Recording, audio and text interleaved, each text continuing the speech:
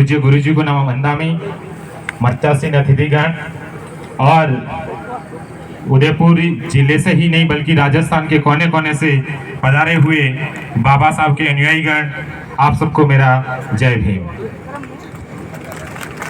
साथियों,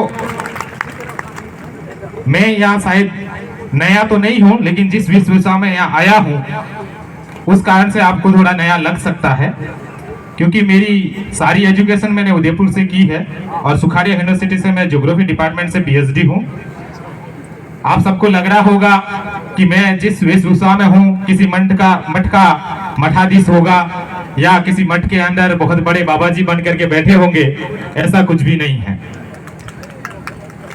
साथियों, मैं बाबा साहब की विचारधारा को और बाबा साहब के द्वारा बताए गए रास्ते को जन जन तक पहुंचाने के लिए इस वेशभूषा में आपके समक्ष हूं। और मैं वर्तमान के अंदर राजकीय उच्च माध्यमिक विद्यालय गुड़ाविड़ा, ब्लॉक सिवाना, जिला बालोतरा के अंदर व्याख्याता के पद पर कार्यरत हूं। आपको मैं बताना चाहूंगा कि शिक्षा के अंदर कितनी ताकत है। भाई राहुल जी यहाँ बैठे हुए हैं, उस पर वो बात करेंगे, मैं उनकी बात को यहाँ नहीं छीनूंगा। लेकिन मैं आपको बताना ये चाह रहा हूं कि मैं 4 सब्जेक्ट के अंदर नेट जेआरएफ हूं। लोगों को एक एक सब्जेक्ट में नेट जेआरएफ करने में तकलीफ आती है, लेकिन मैं 4 सब्जेक्ट में नेट जेआरएफ हूं। ये शिक्षा की ताकत है और इसी के बदौलत मैं इस वेशभूषा में और आपके समक्ष खड़ा होकर के बोल रहा हूं। तो जितने सारे युवा साथी यहाँ बैठे हुए हैं कि कुछ भी यहाँ से लेके नहीं जाए, लेकिन मेरे जीवन से एक प्रेरणा जरूर लें कि जब भी आप पढ़ने के लिए बैठे तो मुझे याद करें कि मुझे कम बनते जी तो 4 सब्जेक्ट में नेट जेआरएफ थे, लेकिन मुझे कम से कम एक सब्जेक्ट के अंदर अपनी काबिलियत दिखानी है। इतना करके जरूर जाएं यहाँ से, यही मेरी आपसे गुजारिश रहेगी। मैं अब शिक्षा पे ज्यादा बात नहीं करूंगा, क्योंकि समाज के सभी वर्गों के लोग यहाँ बैठे हुए हैं, चाहे वो बुजुर्ग हो, माताएं बहनें हो, पढ़ने लिखने वाले हो, व्यापारी वर्ग हो, या मजदूरी करने वाले लोग हो, या पत्थर तोड़ने वाले लोग हो, किसानी करने वाले लोग हो। तो यहाँ तमाम तरीके के लोग बैठे हुए हैं। मैं उन सबको ध्यान में रखते हुए अपनी बात को रखना चाहूंगा। साथियों, हम सब लोग आज यहाँ जो बैठे हैं और आज जहाँ यहाँ एकत्रित हो रहे हैं, जिस तरीके के हम कार्यक्रम कर रहे हैं, कोई एमपी एमएलए, कोई सरपंच पंच या तमाम अन्य राजनीतिक पद है उन तक भी पहुंचे हैं, मंत्री मिनिस्टर बने हैं, कैबिनेट मंत्री बने हैं, या कोई कलेक्टर से लगा करके चपरासी तक की अधिकारी की पोस्ट तक पहुंचे हैं। ये किसी देवी देवता की बदौलत नहीं पहुंचे हैं, इस बात को नोट कर लीजिएगा। यह आपकी मेहनत और बाबा साहब के द्वारा दिए गए आपके अधिकारों की बदौलत आप वहां तक पहुंचे हैं। और यदि बाबा साहब के दिए गए अधिकारों की बदौलत आप पहुंचे हैं, वहां तक पहुंचे हैं, तो हम सबका फर्ज बनता है कि हम बाबा साहब की विचारधारा पर चले, जिसने हमें ये अधिकार प्रदान किए हैं। मुझे कहते हुए कोई भी कोताही नहीं है। मैं यहाँ जो देख रहा हूं, मुझे कतई आप लोग बाबा साहब के विचारधारा पर चलने वाले लोग नजर नहीं आ रहे हो। क्यों?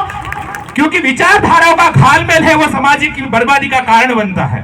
और ये मैं नहीं कह रहा हूं, ये पूज्य बाबा साहब के शब्द है। मेरा कतई अभी नहीं है कि आप किस विचारधारा को मानने वाले लोग हैं, किस विचारधारा के साथ चलने वाले लोग हैं, किस समाज और परंपरा को मानने वाले लोग हैं, उससे मेरा कोई विरोध नहीं है। लेकिन हम 2 विचारधाराओं का घालमेल कतई नहीं करें। क्यों? क्योंकि 21वीं सदी है, वो ज्ञान की सदी है, विचारधाराओं की सदी है। और यहाँ जो युद्ध लड़े जाएंगे वो विचारधारा के नाम पर लड़े जाएंगे, न कि हथियारों के नाम पर। और जो विचारधारा जितनी मजबूत होगी, वही विचारधारा आगे बढ़ेगी और दुनिया को अपना रास्ता दिखाएगी। तो जब हम पढ़े लिखे लोग हैं, हम पढ़ने की बात करते हैं, शिक्षा की बात करते हैं, शिक्षा को जन जन तक पहुंचाने की बात करते हैं, तो हमें विचारधाराओं को भी समझना पड़ेगा। और केवल उसको समझने से काम नहीं चलेगा, उसको पढ़ना पड़ेगा, उसके ऊपर आत्म मंथन करना पड़ेगा। और यदि हम आत्म मंथन नहीं कर पा रहे हैं, तो हम कभी भी समाज को रास्ता नहीं दिखा सकते। हम नाम बाबा साहब का ले रहे हैं, यहाँ चारों ओर बाबा साहब के नाम के झंडे लगे हुए हैं, लेकिन बाबा साहब की विचारधारा को हमने न तो पढ़ा है न समझा है। इस बात का मुझे दुख है। आप सब देख रहे होंगे पंडाल के अंदर पंचशील के झंडे लग रहे हैं। हम लोगों को नहीं पता ये झंडे हम क्यों लगा रहे हैं, या हमने झंडे क्यों लगाए हैं, और इस झंडे का मतलब क्या है, और ये झंडा हमारे समाज में कहां से आया, इसका हमें कोई जानकारी नहीं है। मैं देख रहा हूं सबके गले में उपरने पहना रखे हैं, ये भी किसी एक विचारधारा का प्रतीक है। और झंडे उपरने जो जितने सारे होते हैं वो किसी विचारधारा, किसी संस्कृति के प्रतीक होते हैं, और वो उस संस्कृति को आगे बढ़ाने और उस लोगों को जागरूक करने के काम आते हैं। ये केवल झंडा लेकर के जय भीम बोलने का काम नहीं करता। ये झंडे हैं वो हमारी पहचान कायम करते हैं, और ये पहचान केवल इस देश के अंदर ही नहीं पूरी दुनिया के अंदर पहचान कायम करवाता है। जो झंडा आपने पंचशील का यहाँ लगा रखा है, ये झंडा बौद्धों का झंडा है। और बाबा साहब ने 14 अक्टूबर 1956 के दिन बौद्ध धर्म की दीक्षा लेकर के लाखों लोगों को बौद्ध धर्म का अनुयायी बनाया। जब हम बौद्ध धर्म के नहीं है तो फिर इस झंडे को लेकर के क्यों चले? हम बौद्ध धर्म को मानने वाले लोग नहीं है, बौद्ध संस्कृति को फॉलो करने वाले लोग नहीं है, बौद्धों के रास्ते पर चलने वाले लोग नहीं है, तो किसी और धर्म का झंडा लेकर के चलने से क्या फायदा होगा? हम इस समाज को किस दिशा में ले जाना चाह रहे हैं? क्या इस बात पर मंथन नहीं होना चाहिए? मैं इस समाज के एक संत समाज से आता हूं, इस धर्म का एक धर्म गुरु होने के नाते इस समाज जो भोली भाली जनता है, इनको आपको विचारधाराओं को क्लियर करना पड़ेगा। और यदि आपने विचारधारा को क्लियर नहीं किया तो आपका समाज कतई आगे नहीं बढ़ सकता। समाज को जितना अंधेरे में रखा जाएगा उतनी ही समाज की उन्नति नहीं होगी, उतना ही समाज गर्भ की ओर जाएगा। समाज को अंधेरे में रखना बंद करिए, समाज के साथ में इस तरीके की गद्दारी करना बंद करिए और समाज को सही रास्ता दिखाने का काम करिए, तब जाकर के ऐसे प्रोग्राम है वो आपके सफल हो सकते हैं, अन्यथा कतई सफल नहीं होंगे। हमें बताना पड़ेगा, हमें सीखना पड़ेगा। मैं ये नहीं कह रहा हूं कि किसी को जानकारी नहीं होना बुरी बात है। यदि जानकारी नहीं है तो पहले हम उसकी जानकारी प्राप्त करें, उस जानकारी को समझें, वो हमारे समाज के लिए कितनी उपयोगी है, उस बात को ध्यान में रखते हुए कार्यक्रमों का आयोजन करें।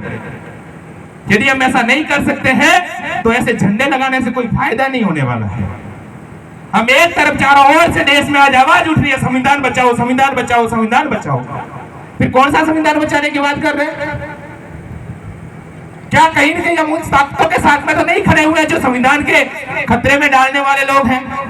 क्या हम उन ताकतों के साथ में तो नहीं खड़े हुए हैं जो संविधान को हटाने के लिए काम कर रहे हैं, या संविधान को कटघरे में खड़ा कर रहे हैं, या बाबा साहब की विचारधारा को कटघरे में खड़ा कर रहे हैं? यदि हम उस विचारधाराओं के साथ में खड़े हैं, उनकी संस्कृति को फॉलो कर रहे हैं, उनकी संस्कृति को आगे बढ़ा रहे हैं, तो कतई ही संविधान नहीं बचाया जा सकता। इस बात को मान लेना।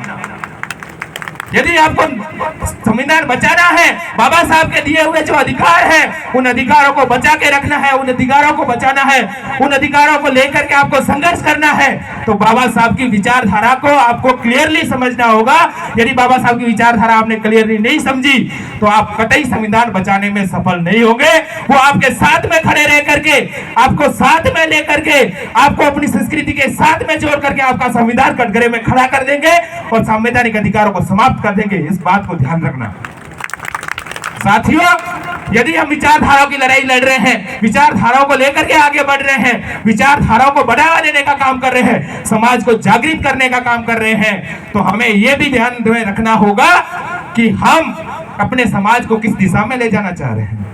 साथियों, आज बाबा साहब एक व्यक्ति नहीं है, यह भी हमें समझना होगा। बाबा साहब आज एक विचारधारा बन गई है, और ऐसी विचारधारा जो दुनिया के कई विश्वविद्यालयों के अंदर बुद्धिस्ट स्टडी और अंबेडकर थॉट के नाम से अध्ययन करवाया जाता है। जिस तरीके से गांधी स्टडी का अध्ययन हो रहा है, जेनोलॉजी का अध्ययन हो रहा है, उसी तरीके से अंबेडकर थॉट का विभिन्न विश्वविद्यालयों के अंदर अध्ययन हो रहा है।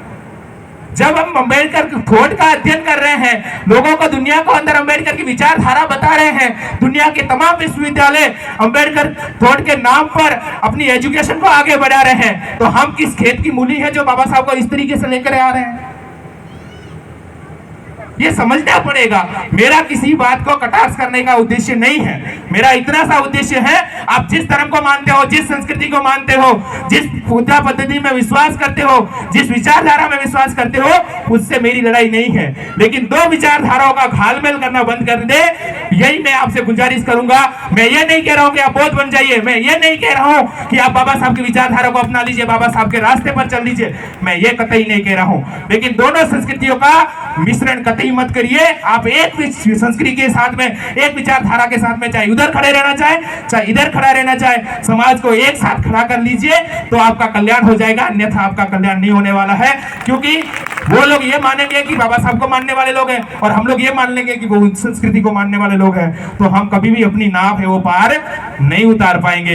इसलिए मैं आप सबसे गुजारिश करूंगा, इस मेवाड़ की धरा के तमाम लोगों से गुजारिश करना चाहूंगा कि हम बाबा साहब की विचारधारा को क्लियरली समझे।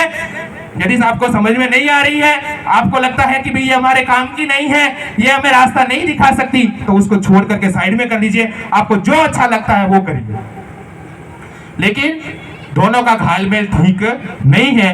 क्यों? क्योंकि आपने देखा होगा सैकड़ों लीटर दूध है, हजारों लीटर दूध है, उसके अंदर यदि आपने एक बूंद नींबू की निचोड़ दी तो वो पूरा दूध फाड़ देती है। आपने देखा होगा कि करोड़ों क्विंटल भोजन है, लेकिन उसके अंदर आपने एक बूंद जहर की डाल दी तो वो पूरे के पूरे भोजन को विषैला कर देगी। ठीक उसी प्रकार से विचारधाराओं का घालमेल भी समाज के लिए जहरीला साबित हो सकता है, समाज को टुकड़े टुकड़े कर सकता है, समाज को बिखेर सकता है। इसलिए हमें अपनी विचारधारा को क्लियर करना पड़ेगा।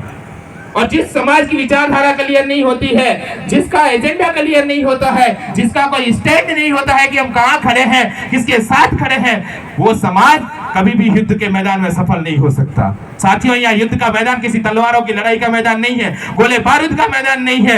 ये लड़ाई है तो केवल और केवल विचारधाराओं की लड़ाई है, शिक्षा की लड़ाई है। और जो जितना मजबूत होगा, जो जितना समझेगा, वही विचारधारा आगे बढ़ेगी। और यदि आप चाहते हैं कि बाबा साहब ने हमको सारे अधिकार दिए हैं, बाबा साहब ने हमने इस गड्ढे से निकाल करके ऊपर पहुंचाया है, हमें एक नया मुकाम दिया है, हमारे समाज के अंदर जागृति पैदा की है, हमें सारे के सारे अधिकार दिए हैं, तो मैं आपसे ये आह्वान करना चाहूंगा कि आपको ये लगता है तो बाबा साहब की विचारधारा के साथ में आपको जुड़ना चाहिए। और मुझे आज कहते हुए बड़ी सी हिचक सी भी नहीं हो रही है। क्यों? क्योंकि बाबा साहब का जब 5 दिसंबर 1956 की जो रात थी, 5 दिसंबर 1956 की रात को बाबा साहब नानक देव रतू से कहते हैं, जो उनका निजी सहायक था, उनसे कहते हैं कि हे नानक, मेरे समाज के लोगों को ये कह देना कि मैं ये कारवां बड़ी मुश्किल से यहाँ तक लाया हूँ, हो सके तो उसको आगे बढ़ाना, लेकिन उसको कभी पीछे मत हटने देना। मैं आप सबसे आज पूछना चाह रहा हूँ और अपने आप से सवाल करिएगा कि क्या हम बाबा साहब के जो अंतिम शब्द है, जो 5 दिसंबर 1956 की रात के जो शब्द है, क्या हम उस कारवे को आगे बढ़ा रहे हैं या पीछे ले जा रहे हैं? जिस विचारधारा से हमको निकाल करके आगे बढ़ाने का काम बाबा साहब ने किया, जिन तमाम संस्कृति से निकाल करके हमें एक नई संस्कृति और नया रास्ता दिखाया, उस रास्ते को वापस हम समाज के लोगों को उसी रास्ते पर ला रहे हैं जहां से बाबा साहब ने हमें उठाया था। तो मैं आप सबसे गुजारिश करूंगा कि हमारी विचारधारा ऐसी नहीं होनी चाहिए। या तो बाबा साहब का नाम लेना छोड़ दीजिए, या फिर क्लियर रूप से बाबा साहब की विचारधारा के साथ में जुड़ जाइए, तो आपका कल्याण हो जाएगा। चाहे वो सामाजिक क्षेत्र है, चाहे वो आर्थिक क्षेत्र है, चाहे वो राजनीतिक क्षेत्र है, चाहे वो धार्मिक क्षेत्र है, उन तमाम क्षेत्रों के अंदर आपकी उन्नति होती चली जाएगी। और यदि ऐसा नहीं कर पाएंगे तो जहां बैठे हैं वहीं ठीक है, दूसरे विचारधाराओं को ला करके उस समाज को गंदा मत करिए। मेरा आप सबसे ये निवेदन रहेगा। मैं मारवाड़ की धरा से यहाँ आया हूँ, भाइयों ने मुझे बड़ा मान सम्मान दिया, मैंने उनका वापस लौटा दिया। कारण ये है, किसी को बुरा लगा हुआ तो मैं माफी चाहूंगा, क्योंकि मैं भिक्षु हूँ और हमको कुछ सीलों का पालन करना होता है, हमारे लिए कुछ नियम कानून होते हैं, और उस नियम कानून के अंदर हमें केवल 3 कपड़े तन ढकने के लिए अनुमति है, चौथा कोई कपड़ा हमें ग्रहण करने की अनुमति नहीं है। और ये जो चीवर मैं धारण कर रहा हूँ, इस चीवर को जो हमारे गुरु लोग होते हैं या जो संघ बैठता है, जो दीक्षा देता है, उस संघ के अलावा किसी को उड़ाने का अधिकार नहीं होता है, क्योंकि इस चीवर की अपनी गरिमा है, इस वस्त्र की अपनी गरिमा है। और इस कारण से मैंने आपका साफा और शॉल स्वीकार नहीं किया है, मैं वापस आपको लौटाया हूँ। मैं माफी चाहूंगा, क्योंकि आपको शायद जानकारी नहीं होगी इसलिए आपने ये कर लिया, कोई बुरी बात नहीं है। लेकिन आगे से थोड़ा सा पूछ लें कि कोई नई विचारधारा का व्यक्ति आपके साथ में बैठा हुआ है। हम सभी विचारधाराओं का सम्मान करने वाले लोग हैं, भारतीय संविधान में विश्वास करने वाले लोग हैं, मानव अधिकारों को लेकर चलने वाले लोग हैं, तो हमें सबका ध्यान भी रखना पड़ेगा। मेरा कतई भी ये नहीं होता है कि मैं किसी दूसरी विचारधारा का विरोध करूं, मैं दूसरी विचारधाराओं के खिलाफ में बोलूं, लेकिन मेरा ये बात जरूर बोलता हूं, जहां भी मेरे समाज के साथ में कुठाराघात होता है, मेरे समाज की विचारधारा के साथ में जहां कुठाराघात होता है, जहां उस विचारधारा का मखौल उड़ाया जाता है जिस विचारधारा से मैं आता हूं, या उस विचारधारा के साथ में घालमेल किया जाता है, तो मेरा फर्ज बनता है कि मैं अपनी बात रखूं। क्यों? क्योंकि यदि मैं बात नहीं रखूंगा तो बाबा साहब की विचारधारा की जो जिम्मेदारी डाली गई थी वो बाबा साहब ने भिक्षु संघ के ऊपर डाली गई थी। उनको लगता था कि इस दुनिया के अंदर जिस तरीके से ईसाई मिशनरियां काम कर रही है और ईसाई मिशनरियों ने ईसाई धर्म को जन जन तक पहुंचाया है, ठीक वैसे ही बुद्ध के भिक्षु संघ के सदस्य जितने सारे भिक्षु है वो भिक्षु भी ऐसे ही काम करे और लोगों को जन जन तक जो बुद्ध की विचारधारा है, बाबा साहब की विचारधारा है, उस विचारधारा को लोगों तक पहुंचाए। ये हमारे लिए आदेश था और तथागत का भी हमारे लिए आदेश है, चरित भिक्षुवे चारिकं बहुजन हिताय बहुजन सुखाय, बहुजनों के हित के लिए, बहुजनों के सुख के लिए चारिका करिए, यानी घूमिए। और हम किसी और विचारधारा में विश्वास नहीं करते हैं, केवल हमारे लिए एक ही विचारधारा है और वो ये है, नत्थि में शरणं अयं बुद्धो में शरणं वरं एतेन सच्चवज्जेन होतु में जय मंगलं। नत्थि में शरणं अयं धम्मो में शरणं वरं एतेन सच्चवज्जेन होतु में जय मंगलं। नत्थि में शरणं अयं संगो में शरणं वरं एतेन सच्चवज्जेन होतु में जय मंगलं।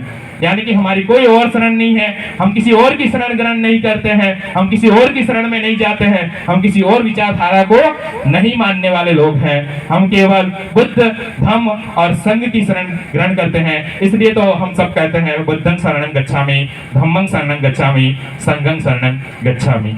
तो हमारी विचारधारा क्लियर हो, एक मैं आपसे निवेदन करना चाहूंगा और तमाम युवा साथी जो यहाँ बैठे हुए हैं उनसे मेरी एक गुजारिश रहेगी कि आप अपना अधिक से अधिक समय जो मोबाइल पे खर्च करते हैं, रील बनाने में खर्च करते हैं, रीलों को देखने में खर्च करते हैं, उस समय का उपयोग है वो किसी किताबों को पढ़ने के लिए कर दीजिएगा, आपका कल्याण हो जाएगा। यदि आप किताबों को नहीं पढ़ रहे हैं इसलिए इस तरीके का घालमेल हो रहा है, और जो तमाम जिम्मेदारी समाज को सुधारने की और समाज को नेतृत्व करने की जो जिम्मेदारी है वो बाबा साहब ने युवा वर्ग को दे रखी है। इन बड़े बुजुर्गों को वो जिम्मेदारी नहीं है। जो इस देश के युवा है, इस समाज के जो युवा है, उन समाज के युवाओं के लिए बाबा साहब ने केवल दो जिम्मेदारियां दी है, वो ये है, एक तो है सीखने के लिए विद्यालय, कॉलेज और विश्वविद्यालय जाना और वहां से लौट करके वापस इस समाज का नेतृत्व करना। जो समाज हमारा दबा कुचला है, जो समाज हमारा अधिकार से वंचित है, जिस समाज के साथ ऊंच नीच भेदभाव होता है, उस समाज का नेतृत्व करके उन तमाम उनके साथ होने वाले अत्याचारों से उसको मुक्ति दिलाने का काम करना। और ये तब तक नहीं हो सकती जब तक आप गहन अध्ययन नहीं करते हैं, गहन समझदारी के साथ नहीं पढ़ते हैं, विश्वविद्यालयों के अंदर आप कक्षा में नहीं बैठते हैं, तब तक आपको ये विचारधाराएं समझने में आने वाली नहीं है। मेरा आप सबसे एक बार पुनः निवेदन करूंगा कि आप अपनी विचारधारा को समझे, बाबा साहब को पढ़िए, बाबा साहब क्या चाहते थे इस समाज में,